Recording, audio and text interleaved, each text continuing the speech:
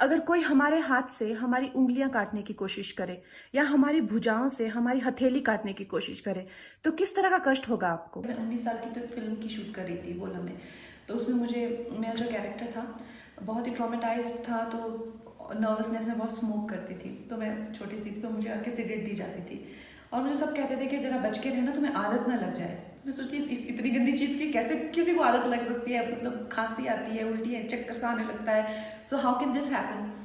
पर जैसे 6-7 महीना शूट करते रहे उसके बाद मुझे नहीं लगा मुझे कोई आदत लगी, मगर उसके बाद जैसे दोस्त कोई आ गए, 2-3 सिगरेट पी रहे हैं तो एक सिगरेट ले लेना, फिर धीरे धीरे अपना पैकेट रखना शुरू कर दिया, फिर धीरे धीरे 10 से 12 सिगरेट्स। और फिर मैंने देखा जैसे कभी पेरेंट्स हो साथ में तो मैं उनके सामने तो कभी नहीं पी, मगर एकदम से बौखला जाना या एकदम से पीना ही है तो कुछ ना कुछ ऐसा प्लॉटिंग प्लानिंग करके खिड़कियों से कूद के कुछ भी ऐसा लगा जैसे किसी चीज़ ने गुलाम बना लिया। और मुझे एकदम से वो हो जाता है कि मुझे कोई चीज़ ऐसे जब रूल करने लगती है तो मैं बड़ी विचलित थी उस दिन। तो मैंने अपने दोस्त जो मेरे योगा गुरु भी हैं सूर्य नारायण, उनसे कहा, मैंने कहा सर ऐसा लगता है कि जैसे किसी ने गुलाम बना लिया और जो तलब आती है उसके बाद में जो थकान महसूस होती है, लाइफ में ऐसी कोई चीज़ नहीं है जिसने मुझे इस तरह से कंट्रोल किया हो। तो उन्होंने कहा ये तो आपके स्टेट ऑफ माइंड है। I said how is it possible.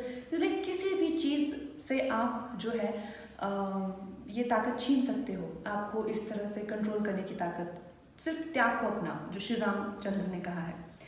तो मैंने कहा यार ये त्याग है क्या? It's a very benevolent action.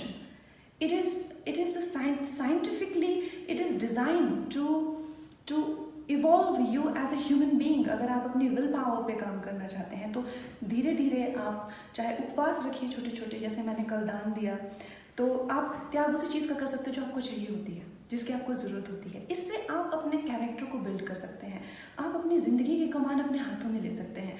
फिर धीरे धीरे स्मोकिंग छोड़ी, धीरे धीरे ऐसे दोस्त छोड़े जो कहीं ना कहीं थे तो दोस्त मगर सिर्फ नुकसान ही करते थे लेकिन छोड़े नहीं जाते थे।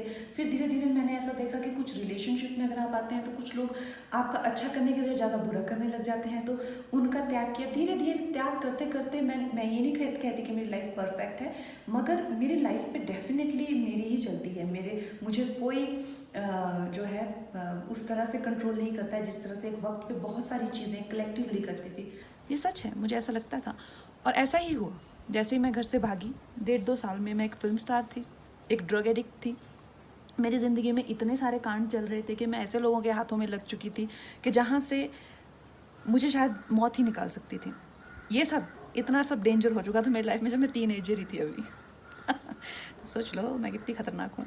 एनीवे, सो उसके बाद हुआ यूँ कि मेरी ज़िंदगी में एक बहुत अच्छे शख्स आए, मेरे मित्र, जो उस टाइम एक स्ट्रगलिंग फाइट मास्टर थे।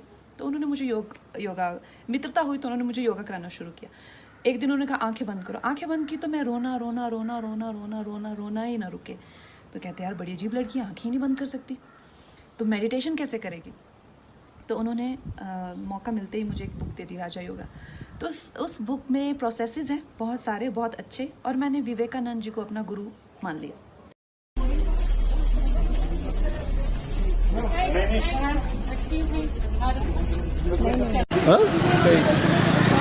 तालिया ताली